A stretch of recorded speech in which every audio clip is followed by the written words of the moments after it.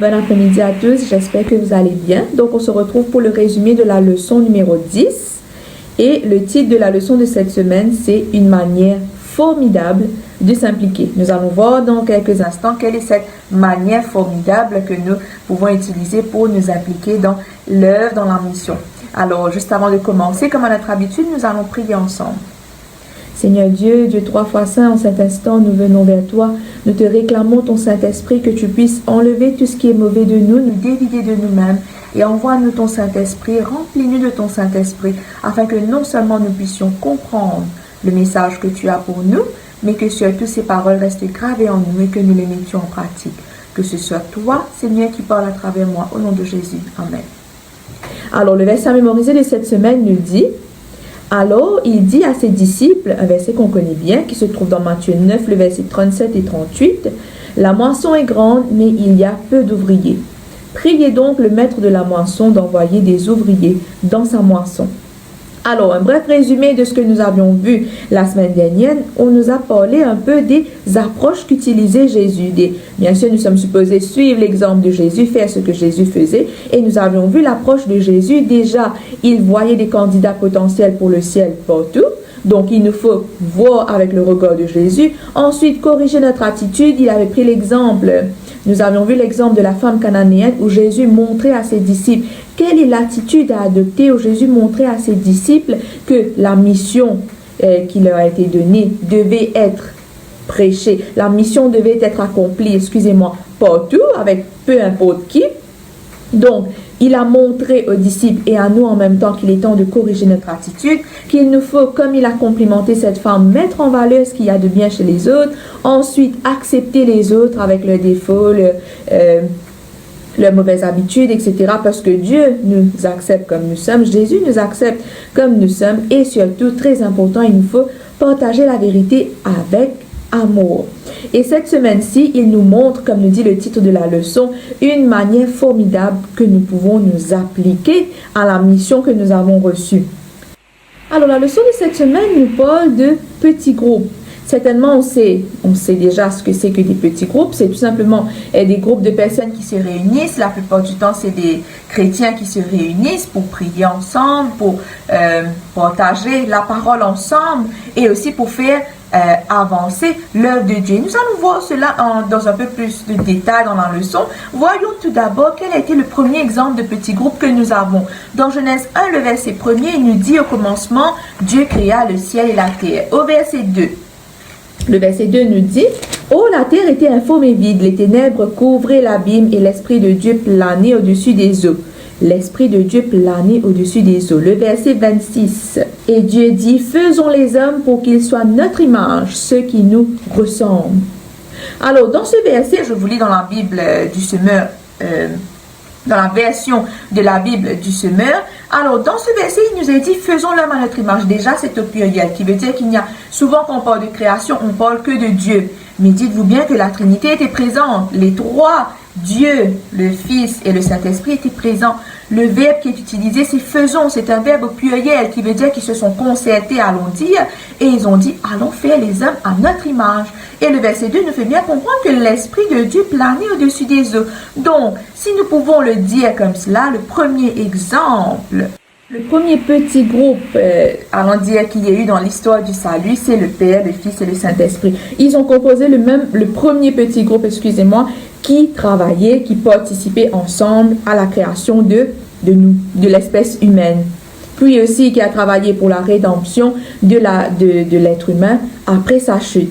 Donc ça, c'est le premier exemple de petit groupe que nous avons, ce qui nous fait comprendre que l'idée de petit groupe, l'idée de travailler ensemble, l'idée de se mettre ensemble pour arriver à prendre des décisions, comme il est dit, faisons l'homme à notre image, donc ils se sont certainement concertés. Donc cette idée nous vient directement de Dieu.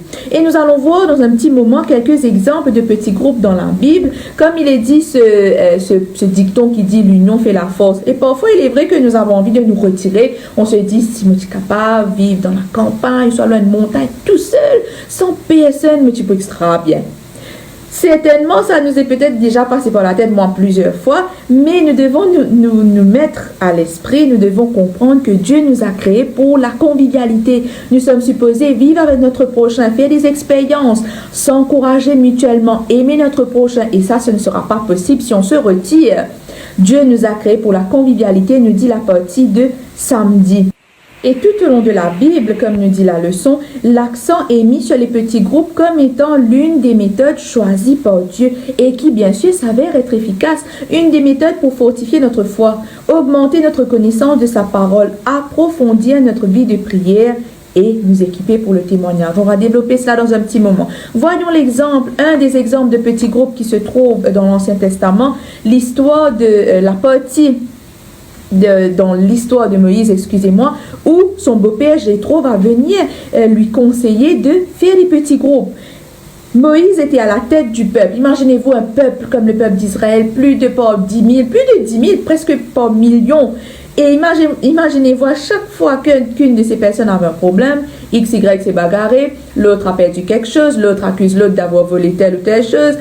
À chaque petit problème, que ce soit petit, gros, minime, ils venaient tous vers Moïse. Et c'est là que son beau-père, Jéthro, va lui dire, que nous pouvons lire dans Exode 18, son beau-père va lui dire, mais tu ne pourras pas contrôler tout cela, tu vas t'épuiser à force de prendre en charge toutes ces personnes. Et il va lui conseiller que nous allons lire au verset 21. Pour le reste, choisis parmi le peuple, des hommes capables, attachés à Dieu, respectueux de la vérité. Incorruptibles, tu les placeras à la tête du peuple comme chef de milliers, chef de centaines, chef de cinquantaines et chef de dizaines. Ils seront en tout temps à la disposition du peuple pour juger les affaires ordinaires et ils ne porteront devant toi que les affaires importantes, mais ils jugeront eux-mêmes les cas faciles à régler. Et c'est ce que Moïse va faire. Il va désigner des gens pour être à la tête de plusieurs petits groupes. Et là, à chaque fois que le peuple a des problèmes minimes, ils iront chacun dans leur petit groupe. Et cela va s'avérer efficace. Non seulement cela va alléger le fardeau de Moïse, mais cela va créer des espaces de convivialité. La leçon nous dit cela va prévenir des problèmes et entretenir la vie spirituelle du peuple d'Israël. C'était des espaces de vision où l'on pouvait partager les plans de Dieu. Dans de tels groupes, les gens pouvaient former des relations étroites et bienveillantes. Ils pouvaient venir partager leurs difficultés et en même temps s'aider mutuellement à affronter les difficultés. Et c'est exactement le rôle des petits groupes. Le rôle des petits groupes, les petits groupes donnent des occasions de non seulement convivialité, mais ça permet de croître spirituellement. Ça permet de résoudre les problèmes. Imaginez-vous, j'ai un problème. Je viens avec mon problème et j'entends X qui a eu tel problème, qui raconte son témoignage. Certainement, ça va m'encourager. Et c'était l'un des rôles des petits groupes. Et c'est exactement ce que Moïse va faire. Et il sera allégé de son fardeau et en même temps, le peuple va vivre dans un espace de convivialité où ils pourront s'entraider, s'encourager, croître spirituellement ensemble. Et bien sûr, dans le Nouveau Testament aussi, nous avons beaucoup d'exemples de petits groupes, mais voyons un exemple spécifique. Cet exemple, personnellement, m'a beaucoup touché. Nous voyons même le résultat que ce petit groupe, le résultat des petits groupes que ce groupe va amener. Nous lisons cela dans Actes 16, le verset 13. Lisons d'abord le verset 11. Nous nous sommes embarqués à Troas et nous avons mis directement le cap sur l'île de Samothrace. Le lendemain, nous avons atteint Néapolis. Il est question de Paul et de ses compagnons. Le verset 13. Le jour du sabbat, nous nous sommes rendus hors de l'enceinte de la cité, au bord d'une rivière où nous supposions que les Juifs se réunissaient d'habitude pour la prière. Alors ici, il est question d'un petit groupe que les Juifs y venaient se réunir. C'était un petit groupe où ils parlaient de la parole, où ils priaient ensemble. Et le verset continue, nous dit, quelques femmes étaient rassemblées là. Nous nous sommes assis avec elles et nous leur avons parlé. Le verset 14. Il y avait parmi elles une marchande d'étoffes de pourpre nommée Lydie, originaire de la ville de Thyatire et qui adorait Dieu. Elle écoutait et le Seigneur ouvrit son cœur de sorte qu'elle fut attentive à ce que disait Paul. Le verset 15, elle fut baptisée avec sa famille et ceux qui en dépendaient, puis elle nous invita en disant, puisque vous avez jugé que je crois au Seigneur, venez loger chez moi. Et avec insistance, elle nous pressa d'accepter. Nous avons vu l'histoire de Lydie dans une des leçons précédentes et nous avons vu aussi à quel point la parole l'avait touchée. Imaginez-vous, ce n'est pas dans un temple, ce n'est pas dans un endroit quelconque où il y a de grands maîtres de la loi qui faisaient une grande prêche. Non, c'était seulement dans un petit groupe où elle a entendu parler de la parole de Dieu. Elle s'est laissée toucher par cette parole. Elle, non seulement elle, mais aussi toute sa famille a été baptisée. Voyez vous-même l'efficacité des petits groupes. Le résultat que cela va amener, c'est juste extraordinaire. Et ce qui est encore mieux, à la fin du verset 15, elle va demander à Paul et à ses compagnons de venir loger chez elle. Elle va même, on nous dit la dernière phrase, avec insistance, elle nous pressa d'accepter. Elle va même, allons dire entre guillemets, les pousser, les forcer à venir chez elle.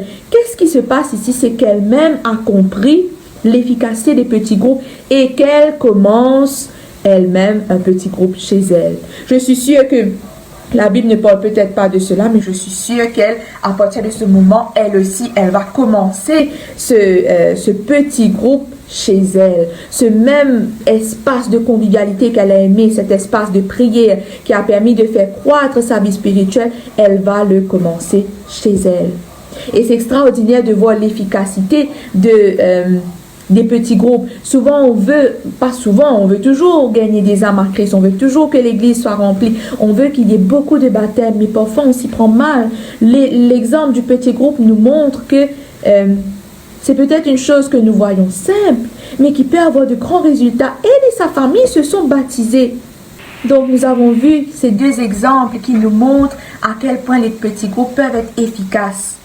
Et l'apôtre Paul nous parle aussi des dons spirituels. Il nous fait comprendre, il va toujours prendre l'exemple du corps humain, il nous fait comprendre que tout comme le corps humain fonctionne avec différents organes, mais que tous fonctionnent vers un seul but, c'est pareil pour les petits groupes.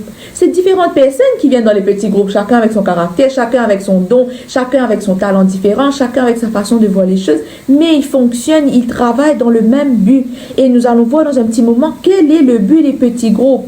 Et une des choses importantes à retenir, c'est que dans les petits groupes, il nous est possible de faire développer nos dons. Il nous est peut-être plus facile de faire développer nos dons dans un petit groupe que d'aller devant les gens, d'aller prêcher ou même de le faire à l'église où nous sommes. L'objectif des petits groupes, on peut se dire oui, petit groupe, mais pourquoi? Quelle est l'utilité? Pourquoi est-ce que je dois faire un petit groupe? Je vais déjà à l'église les samedis, c'est un groupe, c'est un grand groupe. Pourquoi est-ce que je dois prendre de ce grand groupe, faire des petits groupes? Et nous allons voir ensemble l'utilité, l'objectif et aussi la priorité des petits groupes. La partie de mardi nous fait comprendre cela très bien. Il nous dit que les petits groupes fournissent le meilleur environnement qui soit pour exercer nos dons spirituels et peuvent devenir le cœur même du ministère d'évangélisation d'une assemblée locale. Comme je vous ai dit, les petits groupes sont l'une des meilleures façons pour exercer nos dons spirituels que nous avons reçus. Et rappelez-vous bien, nous avions vu dans la leçon où il était question de dons, nous avions vu que premièrement, il nous faut exercer nos dons. Si nous n'exerçons pas nos dons, comme la parabole des talents, Dieu nous enlève ce don parce que nous avons reçu ce don pour le service, pour servir autrui, pour le bien d'autrui. Donc on doit l'utiliser. Et si nous voulons que Dieu multiplie nos dons, il nous faut le servir, il nous faut le mettre au service des autres. Et les petits groupes, c'est une des façons que nous pouvons exercer nos dons. La Sœur White nous dit, bien unis, animés par l'amour divin, ils s'encourageront mutuellement à marcher de l'avant dans les petits groupes et chacun sera fortifié et soutenu par ses frères. Les petits groupes, c'est un moyen que Dieu utilise pour faire grandir son Église. Ce sont des arbres de paix, nous dit la partie de jeudi, où les personnes peuvent expliquer leurs problèmes. Ils peuvent discuter de tout ce qui les préoccupe. Comme je vous ai dit, on vient avec nos soucis. Et peut-être quand le frère X est en train de raconter comment il a eu la victoire sur tel ou tel péché ou comment Dieu l'a aidé dans telle ou telle situation, nous sommes aussi fortifiés. Nous sommes encouragés. Et c'est comme ça que nous arrivons dans le petit groupe à nous encourager mutuellement. C'est ce qui va créer cet espace de convivialité. On sera beaucoup plus proche de nos frères et sœurs. C'est plus facile pour moi d'ouvrir ma bouche dans un petit groupe de personnes réunies. La leçon nous fait comprendre que normalement c'est un maximum de 12 personnes dans un petit groupe réuni. plutôt que de me mettre debout dans l'église et de dire que voilà, j'ai tel ou tel problème, etc. On est beaucoup plus ouvert dans un petit groupe. Il y a beaucoup de non-chrétiens qui vont plus se sentir à l'aise au début dans un petit groupe, qui sont en train de se réunir dans une maison ou dans un endroit, plutôt que de venir directement à l'église. Et voilà l'utilité des petits groupes. Si nous pouvons nous poser la question, mais à quoi cela sert? Voilà l'utilité des petits groupes. Rappelez-vous bien, pour que les disciples reçoivent, avant que les disciples reçoivent la pluie de la première saison, le Saint-Esprit dans la chambre haute, ils étaient en petits groupes. Ils faisaient des petits groupes, ils priaient ensemble, ils louaient le Seigneur, et c'est là que le Saint-Esprit va descendre sur eux. Mais ce qui est très important à noter, après avoir reçu le Saint-Esprit, ils ont fait des petits groupes, ils se sont fortifiés, ils se sont encouragés mutuellement, surtout que Jésus n'était plus là. Ils étaient tristes. Le Saint-Esprit était là pour les consoler. Ils étaient là entre eux aussi pour se consoler entre eux-mêmes, pour s'encourager. Mais juste après avoir reçu le Saint-Esprit, que vont-ils faire? Ils vont aller prêcher. Ils ne vont pas continuer à faire le petit groupe entre eux, continuer. Ils vont aller prêcher. Ils vont aller exercer leur don. Donc, c'est important de comprendre que les petits groupes, c'est très efficace, utile, bénéfique pour les membres du petit groupe. Les membres d'église qui ont décidé de faire ces petits groupes, ils sont encouragés, ils s'encouragent mutuellement, etc., etc. Mais l'un des buts, allons dire la priorité des petits groupes, la partie de jeudi nous dit cela. La priorité de tout petit groupe efficace est le témoignage et le service. Le témoignage et le service. Ce ministère s'éteindra bientôt s'il reste tourné vers lui-même et non vers l'extérieur. Si le petit groupe finit par servir ses propres intérêts pour devenir un simple groupe de discussion, alors que se passe-t-il? Il échoue dans son objectif et perd sa raison d'être. Les petits groupes existent pour conduire des gens à Jésus, développer leur foi en Jésus et les équiper pour témoigner pour Jésus. Je redis cette phrase. Les petits groupes existent pour conduire des gens à Jésus, développer leur foi en Jésus et les équiper pour témoigner pour Jésus. Donc, il ne faut pas, cette fois-ci, quand nous faisons nos petits groupes, que nous passons à côté de l'essentiel, que nous passons à côté de la priorité et du but même des petits groupes. Le but premier des petits groupes, c'est d'amener des gens à Jésus. Et comme il est dit, un peu comme j'ai dit tout à l'heure là, il y a des gens qui se sentiront beaucoup plus à l'aise. Même moi, je me sentirai beaucoup plus à l'aise dans la maison de quelqu'un parmi un petit groupe de personnes qui partagent leur foi, qui racontent leur expérience, qui prient ensemble, de raconter mon problème, allons dire, plutôt que de le faire dans une église. Et ce sera un bon début pour ces personnes. Donc, il est important de comprendre à quel point les petits groupes peuvent être efficaces. Et j'aime bien l'histoire qui nous est racontée dans la partie de vendredi, où il est question dans une petite ville d'une église européenne. Il y avait un problème. L'église était en train de mourir. L'église était en train de s'éteindre. Il n'y avait pas eu de baptême pendant des années. On peut peut-être nous aussi identifier à cette église parce que des fois, nous traversons l'année sans même qu'il y ait eu de baptême. Et c'était le cas de cette église. Plusieurs années, il n'avait pas eu de baptême. Et qu'est-ce qui allait se passer? Si cette tendance allait continuer, l'église n'aurait plus d'avenir. L'église n'aurait aucun avenir. Et là, qu'est-ce qu'ils vont faire? Le pasteur et le comité d'église, ils vont prier avec ferveur et ils vont penser à ce qu'ils devraient faire. Déjà, le comité, allons dire, c'est un petit groupe de personnes qui travaillent ensemble. C'est un petit groupe de personnes qui prient ensemble. Et là, qu'est-ce qui va se passer? Alors qu'ils étaient en train d'étudier le Nouveau Testament, ils vont décider d'établir un ministère de petits groupes. 9 laïcs de l'Assemblée, ils vont accepter cela, ils vont s'engager à prier ensemble, à étudier la manière qu'ils peuvent établir le petit groupe de façon très efficace. Et qu'est-ce qu'ils vont décider? Ils vont décider d'ouvrir leur foyer, de faire de leur maison, leur foyer, un centre d'évangélisation. Les membres des groupes vont apprendre à exercer leurs dons, ils vont lancer des ministères de prière, etc. Ils vont développer des amitiés autour d'eux. Il y aura tellement d'actes de bonté parmi ces personnes que ça va toucher les membres de leur famille, leurs amis et même les anciens adventistes, ceux qui ont quitté l'église. Imaginez-vous juste un petit groupe, l'efficacité, le résultat que cela peut avoir. Et qu'est-ce qui va se passer à la fin? les responsables, ils vont commencer à donner des études bibliques. Dans les 9 foyers, il y avait 40 personnes qui étaient présentes et ils étaient étonnés de ce que le Saint-Esprit faisait à travers ces petits groupes. Finalement, 17 personnes sur les 40 seront baptisées. Et moi, je dis un grand amen à cela parce que une église qui était morte, qui n'avait pas de baptême depuis plusieurs années, vont prier, vont se concerter ensemble, ils vont prier, ils vont demander l'Esprit de Dieu pour savoir quoi faire. Ils vont établir un ministère de petits groupes et voyez le résultat. 17 sur 40 personnes étaient baptisées. Le témoignage de cette église, c'est que les petits groupes font une énorme différence. C'est l'un des moyens que Dieu a choisi pour impliquer de nouveaux membres dans la mission de l'église. Et c'est juste merveilleux de voir le résultat que cela peut avoir parce que trop souvent, on veut avoir des baptêmes, on veut avoir des âmes qui viennent à Christ, mais on va penser à des choses vraiment compliquées. Peut-être on va chercher de grandes solutions, alors que peut-être la solution est juste là, qui est les petits groupes. Et peut-être qu'après cette leçon, on va se dire, c'est très bien d'avoir les petits groupes, etc. Mais ce qui est encore mieux, c'est qu'après cette leçon, nous décidions nous-mêmes d'ouvrir notre foyer pour faire un petit groupe. Pas besoin de grandes choses, simplement peut-être une fois par semaine, ouvrir nos portes, inviter les voisins, les membres de la famille qui habitent près de chez nous, les amis, les inviter à venir passer un moment à prier, à louer Dieu, à partager leurs problèmes, à discuter entre eux. C'est vrai que souvent nous avons des leçons, mais on ne le met pas en pratique comme il se doit. Même moi, je suis en train de lire cette leçon et je me dis, mais il est temps de bouger. Il ne faut pas que j'attende qu'un petit groupe s'ouvre chez X ou Y pour y aller, mais il me faut réfléchir, prier, demander à Dieu comment est-ce que moi-même, je peux me mettre à son service à travers un ministère de petits groupes. Peut-être que Dieu va me dire, ouvre les portes de chez toi, ouvre ton foyer à ce ministère. Et il me faut être prêt à pouvoir dire, oui Seigneur, je l'accepte.